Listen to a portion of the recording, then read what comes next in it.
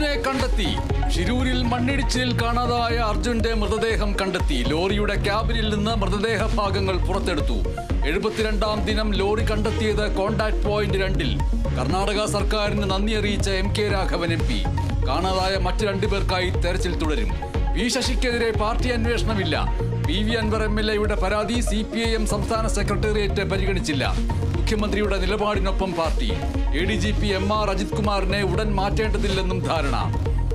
ADGP RSS കൂടിക്കാഴ്ച DGP അന്വേഷിക്കും. അന്വേഷണത്തിന് ഉത്തരവിട്ട് മുഖ്യമന്ത്രി. തൃശൂർ പൂരം അലങ്കോലമാക്കിയതിലെ ADGP-യുടെ റിപ്പോർട്ട് ചർച്ച ചെയ്ത് മന്ത്രിസഭായോഗം. തുടരന്വേഷണ സൂചന നൽകി മുഖ്യമന്ത്രി.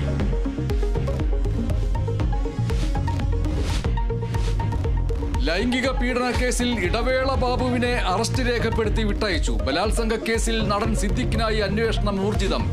കേരളത്തിനകത്തും പുറത്തും തെരച്ചിൽ. മുൻകൂർ ജാമ്യം തേടി സിദ്ദീഖ് സുപ്രീം കോടതിയെ സമീപിച്ചേക്കും. ജാമ്യാപേക്ഷയെ എതിർത്ത് സർക്കാരും അതിജീവിതയും.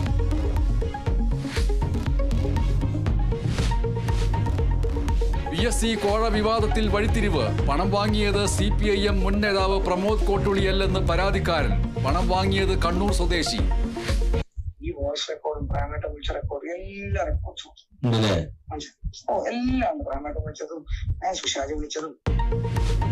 ജീവന് ഭീഷണിയുണ്ടെന്നും പരാതിക്കാരൻ.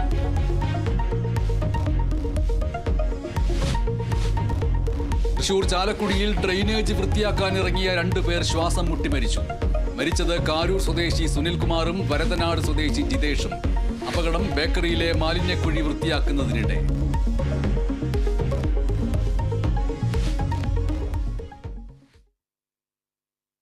അർജുന്റെ കുടുംബത്തിന് ഒരുപക്ഷേ ഇനിയുള്ള ദിവസങ്ങളിൽ ഇതിനു മുൻപുണ്ടായിരുന്ന ദിവസങ്ങളെക്കാൾ കുറച്ചുകൂടി സ്വസ്ഥതയോടുകൂടി ഉറങ്ങാൻ കഴിഞ്ഞേക്കും.